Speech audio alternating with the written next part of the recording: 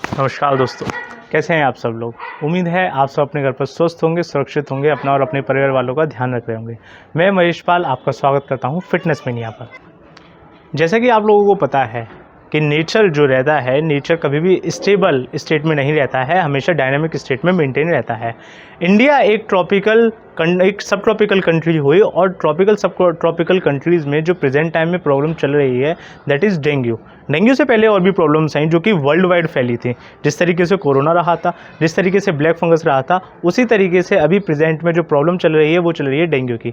Dengue के cases, dengue का distribution spread इतना ज़्यादा देखने को मिल रहा है कि विद इन सब ट्रॉपिकल कंट्रीज़ हर दूसरे या तीसरे घर में कोई ना कोई डेंगू का पेशेंट है। तो इतनी बड़ी प्रॉब्लम का सॉल्यूशन क्या होगा या इसका इम्पैक्ट ह्यूमन लाइफ पर किस तरीके से होता है, इसको कंट्रोल किस तरीके से किया जाए, और भी इससे रिलेटेड सारी इन्फॉर्मेशन मैं अपने इस इन्फॉर्मेटिव सेशन में कवर अप करूँगा। एक चीज़ और समझिए कि अगर एक सिंगल वीडियो इस पर बनाया जाए तो वो बहुत ज़्यादा लेंदी हो जाएगा, जिससे कि हो सकता है कि आपको प्रॉब्लम हो उसको देखने में भी, या समझिए कि लैक ऑफ इंटरेस्ट वाली चीज़ भी आ रही है। इसीलिए मैंने क्या किया है, मैंने पूरे सेशन को कुछ पार्ट्स में डिवाइड कर लिया है। आप सारी इन्फॉर्मेशन अब तक पहुंचाने के लिए, सारी चीज़ों को सीखने के लिए क्या करें, चैनल से जुड़े रहें और टाइम टू टाइम सारी वीडियोस को देखें। सबसे पहले आप इसमें समझिए डेंगू के बारे में कि डेंगू का इंट्रोडक्टरी वे में अगर मैं इस चीज़ को थोड़ा सा आपको बताऊं तो इंट्रोडक्शन के तौर पर क्या क्या चीज़ें इसमें निकल करके आ सकती हैं। देखिए, सबसे पहले ये है कि dengue is a mosquito borne disease. Okay, dengue को जो स्प्रेड कराते हैं, डेंगू को स्प्रेड कराने वाले मॉस्किटो होते हैं, but actually it is a viral disease, right. It is mosquito borne viral disease. आप इसको ये कह सकते हैं कि मच्छर इसमें क्या करता है, मच्छर इसमें वेक्टर की तरह काम करेगा। अभी वेक्टर क्या होता है, इस तरीके का ऑर्गेनिज्म जो कि डिजीज़ कॉजिंग ऑर्गेनिज्म को एक जगह से दूसरी जगह ट्रांसमिट कराने का काम कर रहा है, और वो खुद उससे इन्फेक्ट नहीं होगा। वेक्टर के बारे में और ज़्यादा चीज़ें समझनी हो तो आप प्रीवियस वीडियोस को देख सकते हैं, मैंने उसमें काफ़ी सारी चीज़ें बताई हुई हैं। मॉस्किटो बॉर्न वायरल डिजीज़ हुआ। डेंगू के जो वायरसेस होते हैं, डेंगू के अभी तक के 4 वायरसेस डिटेक्ट किए हैं जिनको सीरोटाइप भी बोला जाता है, राइट। डेंगू के अभी तक में 4 सीरोटाइप निकले, और 4 सीरोटाइप को आप इस तरीके से बताते हैं कि DNB 1, 2, 3 एंड 4। आप कहीं कहीं पर पढ़ेंगे कि इसके 4 नहीं, इसके 5 सीरोटाइप हैं, लेकिन जो फिफ्थ सीरोटाइप इसका जो देखा गया that was detected in the early 2013 के 2013 में इसका 5th सीरोटाइप देखा गया, but it is not still confirmed, it is not confirmed. इसीलिए हम क्या पढ़ते हैं कि अभी तक के इसके 4 ही सीरोटाइप देखने के लिए मिले। अच्छा, 4 सीरोटाइप तो हैं, इनमें से अगर किसी भी एक तरीके के सीरोटाइप का इंडिविजुअल को इन्फेक्शन हुआ तो उसके अगेंस्ट में जो पेशेंट होगा, पेशेंट की बॉडी में बन जाएंगी एंटीबॉडीज़, राइट। जो एंटीबॉडीज़ उसको लंबे समय तक दोबारा सेम टाइप के इन्फेक्शन होने से क्या करेंगी, रोकेंगी। लेकिन एक टाइप की एंटीबॉडी सिर्फ एक टाइप में ही काम कर पाएंगी, वो और किसी टाइप में काम नहीं कर पाएंगी। ये इसमें एक जो है, आप समझिए इसमें कि एक इन्फॉर्मेटिव कंटेंट जो रहा, इसमें इंपॉर्टेंट बात रही जानने वाली, वो ये रही कि किसी भी पर्सन को अगर, मतलब ऐसे समझिए लाइफ में मैक्सिमम 4 बार डेंगू हो सकता है। क्यों? क्योंकि उसके 4 सीरोटाइप तो बेसिकली हैं ही। पहली बार में किसी एक का इन्फेक्शन हुआ तो उसकी एंटीबॉडीज़ बन गई, दूसरे में दूसरे का हुआ तो दूसरे की बनेंगी। पहले टाइप की एंटीबॉडीज़ दूसरे तरीके के इन्फेक्शन में ज़रूरी नहीं है कि उसको इम्यूनिटी प्रोवाइड करें। ओवरऑल में 4 बार इन्फेक्शन हो सकता है। बात निकल करके ये आती है कि जब ये इतनी बड़ी प्रॉब्लम चल रही है, और ये बहुत टाइम से चल रही है, ये आज से नहीं है, तो गवर्नमेंट ने या फिर साइंटिस्ट ने अभी तक इसके लिए कुछ वैक्सीनेशन का प्रोग्राम क्यों नहीं जनरेट किया। तो इसमें समझिए कि वैक्सीन डेंगू के लिए है, डेंगू के लिए वैक्सीन पहले ही आ चुकी है, बट वो वैक्सीन क्या है, सभी लोग यूज़ नहीं कर सकते हैं। जिस तरीके से पोलियो की होती है, जिस तरीके से क्या है पर्ट्यूसिस की हुई, स्मॉल पॉक्स की हुई, इन सभी वायरस डिजीज़ की वैक्सीन्स रहती हैं, उस तरीके से डेंगू की वैक्सीन्स भी है, लेकिन वैक्सीन उस तरीके से नहीं लगती है जिस तरीके से बाकी सबकी चलन में है। ऐसा क्यों? क्योंकि वैक्सीन जो रही, वैक्सीन स्पेशल तरीके से लगाई गई। स्पेशल तरीके से क्या मतलब है कि कुछ कंडीशंस होती हैं, जैसे पहले किसी को डेंगू का इन्फेक्शन हुआ हो, राइट, उनमें वैक्सीन लगाना क्या है, थोड़ा सा कंपलसरी हो जाता है। या फिर बिलो 9 जो बच्चे हैं, बिलो 9 एज के जो बच्चे रहे हो और उनमें कई बार ऐसे इन्फेक्शन देखने के लिए मिले, कई बार इन द सेंस कि 2 या 3 बार में स्ट्रेन उसमें देखने के लिए मिला, और हो सकता है कि आगे चांसेस हों कि उसमें दोबारा डेंगू का जो वायरस है उस पर इफेक्ट करे। तो इससे बचाने के लिए उन बच्चों को क्या की जाती है, वैक्सीनेशन किया जाता है। एक चीज़ और समझिए इसमें कि डेंगू का वायरस जो है, वायरस तो भाई एनवायरनमेंट में है, वायरस ये मैं पहले भी बता चुका हूँ कि viruses are the connecting link between living and non living. Okay, they are only living whenever they enters inside any living organism. जब भी वो किसी लिविंग ऑर्गेनिज्म के अंदर में जाएंगे सिर्फ और सिर्फ तभी वो क्या होंगे, लिविंग होंगे, अदरवाइज वो क्या है, नॉन लिविंग स्टेट में मेंटेन है. इन्फेक्शन आपको day by day to day हर तरह की चीज़ों का होता है. इन्फेक्शन मीन्स क्या हुआ, इन्फेक्शन मीन्स हुआ entry of disease causing organism into a living body. Okay, एक डिजीज कॉजिंग ऑर्गेनिज्म किसी भी लिविंग बॉडी के अंदर में अगर एंटर करती है तो उसको क्या कहेंगे, उसको इन्फेक्शन कह सकते हैं, राइट. उसको क्या बोल देंगे, उसको इन्फेक्शन बोलेंगे. लेकिन इन्फेक्शन हुआ और डिजीज़ हो ऐसा हमेशा पॉसिबल नहीं है, ठीक है ना. इन्फेक्शन तो हमको होता है लेकिन हमारी इम्यूनिटी जो होती है, हमारी इम्यूनिटी स्ट्रांग होती है और हमारी इम्यूनिटी हमको डिजीज़ नहीं होने देती है और इस तरीके से आप बच जाते हैं. यहाँ पर बात कर रहे हैं सारी की सारी डेंगू के रिगार्ड्स में. तो डेंगू का जो वायरस होगा, वायरस का इन्फेक्शन नॉर्मली किसी भी पर्सन को होगा एंड देन उसका जो इंक्यूबेशन पीरियड होता है, मैंने यहाँ पर एक वर्ड यूज़ किया, इंक्यूबेशन पीरियड. इंक्यूबेशन पीरियड का मतलब क्या हुआ कि इन्फेक्शन होने से लेकर के सिम्टम्स दिखने तक के बीच का जो टाइम पीरियड है. किसी पर्सन को जैसे मान के चलिए आज वायरस उसकी बॉडी के अंदर में एंटर किया और आज से 12 दिन बाद उसको कुछ पर्टिकुलर टाइप के सिम्टम्स देखेंगे, तो ये जो बीच का टाइम पीरियड रहा, this is known as the incubation period. Incubation period in the case of dengue is suppose to be 7 to 14 days, right. आप कह सकते हैं कि एक रेंज लेकर के चलते हैं, पर्सन टू पर्सन चीज़ें भी डिपेंड करती हैं. इसमें आप ले सकते हैं कि 12 से 14 या 10 से 14 ऐसा करके इतने दिन का टाइम पीरियड रहता है. लेकिन मोस्ट कॉमनली ये जो रहता है ये 4 से 5 दिन में ही इसके सिम्टम्स देखने के लिए मिलते हैं. लेकिन 7 से 14 भी, ये जो मैक्सिमम रेंज वाली बात निकल करके आई, ऐसा होता है. मेजरली कौन से लोग ज़्यादा इसमें रहते हैं, जो कि इन्फेक्शन तो सभी को हुआ लेकिन जो जिनमें डिजीज़ होने के चांसेस ज़्यादा हैं, जो कि ट्रैवलर्स होते हैं, जो कि क्या करते हैं, जो कि पर्यटक हैं, जो कि इधर से उधर घूमेंगे या फिर किसी तरीके से काम के लिहाज से भी अगर किसी को क्या होता है, होम टाउन को छोड़कर किसी ऐसे एरिया में जाना पड़े, एंडेमिक एरिया में जहाँ पर बहुत ज़्यादा इम्पैक्ट है, ऐसे लोगों में चांसेस है ज़्यादा है कि उनको डेंगू हो, राइट. ये सारी की सारी चीज़ें क्या है, जनरल वे में हम लोगों ने अभी डिस्कस करी. देखिए, डेंगू एक वायरल डिजीज़ है, viral disease which is mosquito borne. मतलब क्या होगा कि मॉस्किटो जो होते हैं, मॉस्किटो इस डिजीज़ को स्प्रेड करते हैं. बात निकल करके ये आती है कि मॉस्किटो किस तरीके के मॉस्किटो होंगे, राइट. तो मैं यहाँ पर बता दूँ कि एडीज़ जीनस के जो मॉस्किटो होते हैं वो मेजरली क्या करते हैं, डेंगू को स्प्रेड करते हैं या डेंगू के वेक्टर की तरह काम करते हैं. एडिस जीनस हुआ, इसी एडिस जीनस में स्पीशीज निकल करके आती है, स्पेसिफिकली एडिस इजिप्टी. एडिस इजिप्टी क्या करती है, डेंगू के जो स्ट्रेन रहेगा या जो डेंगू का वायरस रहेगा उसको स्प्रेड करने का काम करेगी. स्पीशीज रहती है एडिस इजिप्टी. ये Zika virus, chikungunya, yellow fever, Japanese encephalitis और भी बहुत सारे तरीके के वायरस इसको क्या करती है, स्प्रेड कराने का काम करती है. जीका वायरस अगर अभी तक आपने नहीं देखा है तो उसका लिंक आपको नीचे डिस्क्रिप्शन में मिल जाएगा, आप वहाँ से उस चीज़ को देख सकते हैं. Zika virus is also transmitted by the Aedes इजिप्टी. Aedes इजिप्टी के अलावा थोड़ा बहुत लिटिल बिट क्या है, एडिस एल्बोपिक्टस. एल्बोपिक्टस एक और ब्रीड रही मॉस्किटो की जो कि क्या करती है, डेंगू के वायरस को स्प्रेड कराने का काम करेगी. लेकिन मेजरली जो रहती है वो एडिस इजिप्टी काम कराती है. किसी भी पर्सन को अगर इन्फेक्शन होता है डेंगू वायरस का या किसी भी वायरस का, तो जाहिर सी बात है उसकी बॉडी में कुछ सिम्टम्स देखने के लिए मिलेंगे. और जब सिम्टम्स होंगे, सिम्टम्स का मतलब क्या हुआ कि उसकी बॉडी के अंदर में वायरस अब इतनी अमाउंट में ग्रो कर गया कि अब उसको डिजीज़ कॉज करेगा. तो बेसिकली ये सिम्टम्स किस किस तरीके के होते हैं इन टर्म्स ऑफ डेंगू, हम इन चीज़ों के बारे में डिस्कस करते हैं. जो प्राइमरी सिम्टम्स के तौर पर चीज़ें मानी जाती हैं, that is the sudden onset of fever. सबसे पहली चीज़ जो सिम्टम्स में निकल करके आई, that is sudden onset of fever. और फीवर भी कितना, लगभग 40 degree Celsius, that is 104 degree Fahrenheit, right. Normal body temperature कितना होता है, नॉर्मल बॉडी टेम्परेचर हुआ आपका 37.6 degree Celsius, right. That is 98.8 या 98.6 डिग्री फ़ारेनहाइट, इस रेंज में. ओके, 98.6 रहता है ज़्यादा मोर एक्यूरेट. तो sudden onset of fever, this is the primary symptom that is supposed to be seen in the cases of the dengue. Dengue के जो patient होते हैं उनमें सबसे पहली चीज़ फीवर वाली निकल करके आती है कि हाँ जी सडन फीवर हो गया. पर वन मस्ट रिमेंबर कि हमको इन चीज़ों को दूसरी चीज़ों से अलग भी रखना है। सिर्फ फीवर होना एक सिम्टम नहीं होता है, क्योंकि इस तरीके के फीवर और भी कंडीशंस में आते हैं। फीवर क्या होता है, फीवर क्यों आता है, ये सारी की सारी चीज़ें हम फिर किसी एक अगले इन्फॉर्मेटिव सेशन में कवर अप करेंगे। अभी लेकिन आप ये समझिए कि डेंगू का प्राइमरी जो सिम्टम रहा that is the onset of fever. दूसरी चीज़ जो रहती है ना कि एक कांस्टेंट हेडेक मेंटेन रहना। हेडेक का भी पोजीशन रहती है, उसकी साइड रहती है कि आँख के पिछले हिस्से में रहेगा, राइट।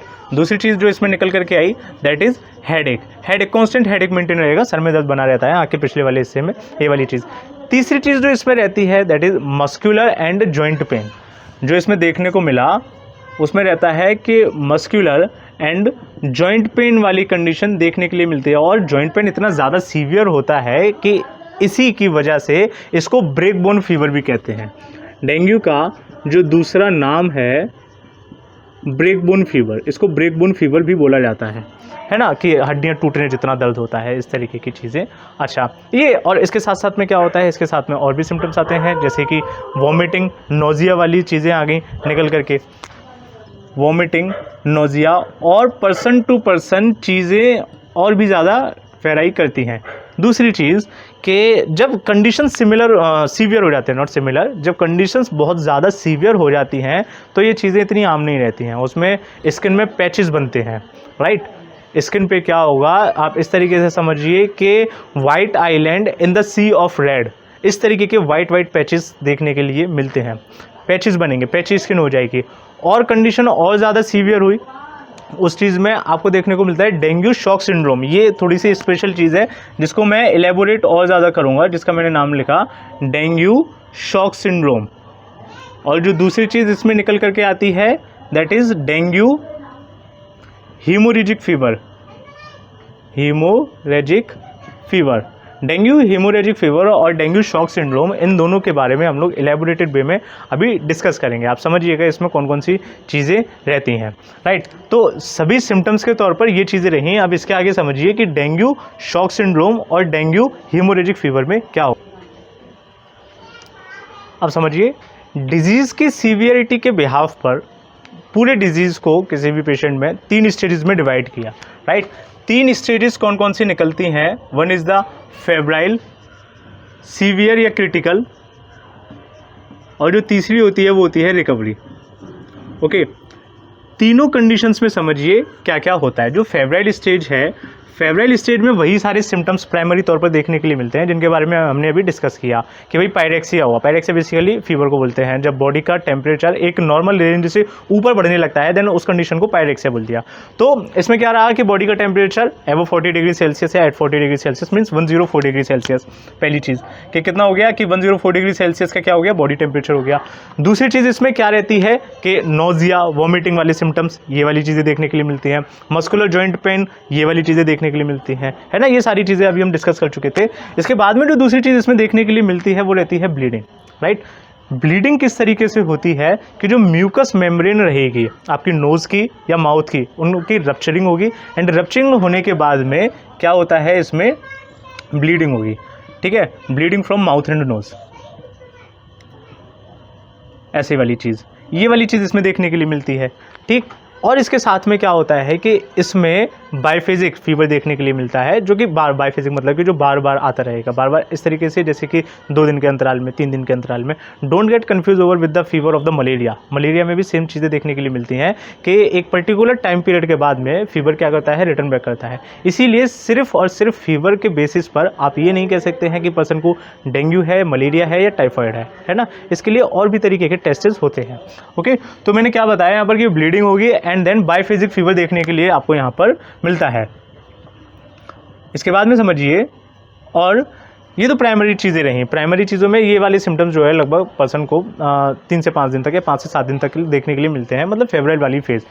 अगर इस पॉइंट पर कवर अप नहीं किया गया, राइट, इस पॉइंट पर अगर क्या कर देते हैं, इस पॉइंट पर मेडिकल अटेंशन नहीं मिला, इस पॉइंट पर अगर किसी भी तरीके से मेडिकल एड नहीं मिली, तो ये फेब्राइल वाली कंडीशन सीवियर या क्रिटिकल भी हो सकती है।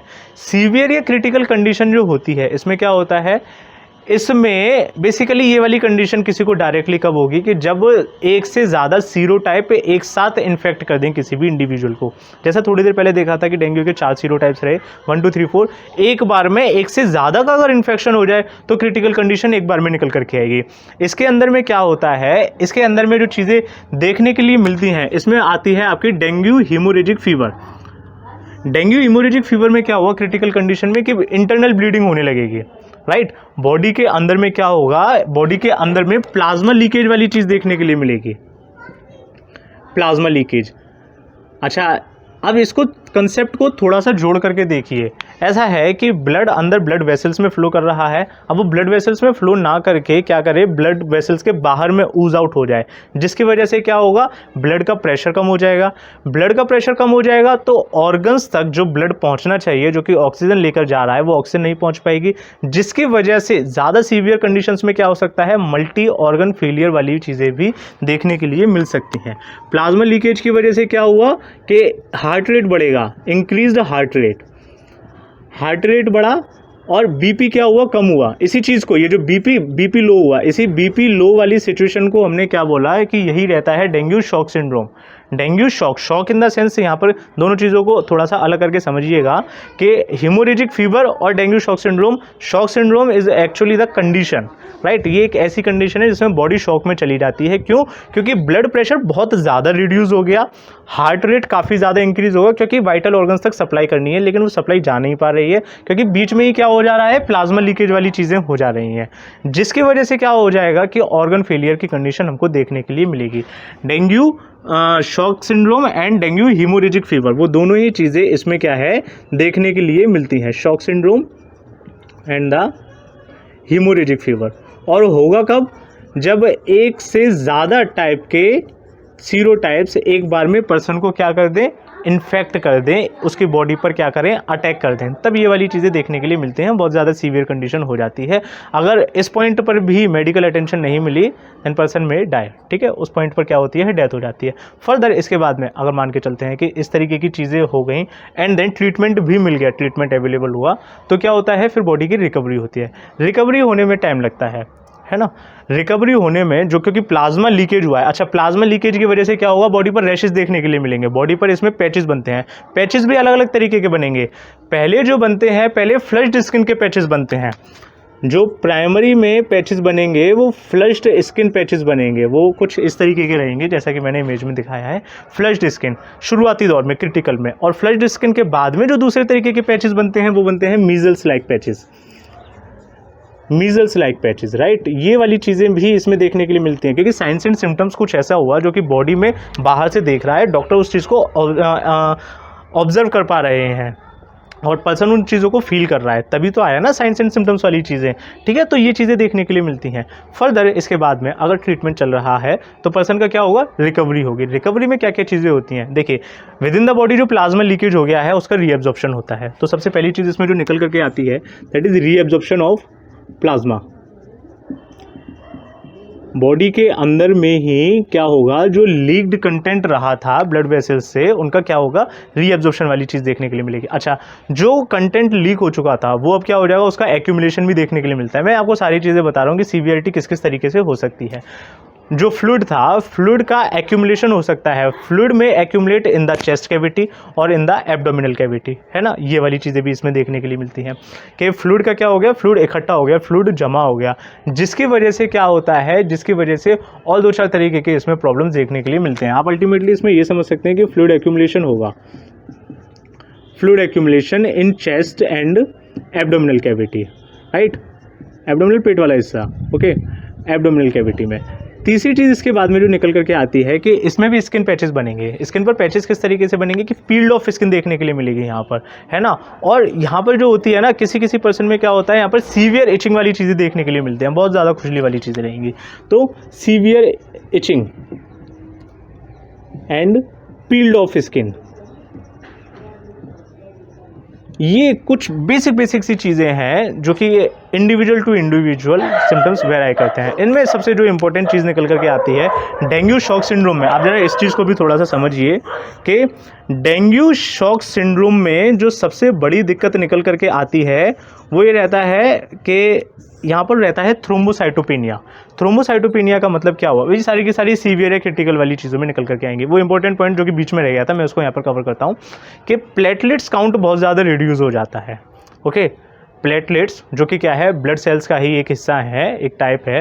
प्लेटलेट्स काउंट अल्टीमेट या ड्रास्टिक तरीके से डिक्रीज करता है, जिस चीज़ को कहते हैं थ्रोम्बोसाइटोपेनिया। ये एक मेडिकल टर्म हुआ, राइट। ये उनके लिए जो कि सब्जेक्टिव या साइटोपेनिया, जो कि सब्जेक्टिव या एकेडमिक बच्चे देखते हैं उनके लिए, कि थ्रोम्बोसाइटोपेनिया कहते हैं इस पर्टिकुलर टर्म को, जिसमें क्या होता है कि प्लेटलेट्स का काउंट बहुत ज़्यादा रिड्यूस हो जाएगा, ड्रास्टिक तरीके से रिड्यूस होगा, कम होगा। थ्रोम्बोसाइटोपेनिया की कंडीशन निकल करके आई। साथ के साथ में ब्लड प्रेशर लो हो जाता है। ये सारी की सारी चीज़ें अल्टीमेटली किसको टारगेट करती हैं कि ऑर्गन फेलियर होगा और पर्सन की डेथ हो जाएगी। ये सारी की सारी चीज़ें जो मैंने आज की क्लास में आपको बताई, इसमें मैंने कवर अप किया introduction and general science and symptoms. इसी तरीके के अगले सेशन में चीज़ों को कवर अप करेंगे, जिसमें हम इससे रिलेटेड आप समझिए कि वायरोलॉजी है ना, उसकी एपिडेमियोलॉजी एंड देन उसका ट्रीटमेंट और भी बहुत सारी चीज़ें, उन सभी इन्फॉर्मेशन को कवर करेंगे।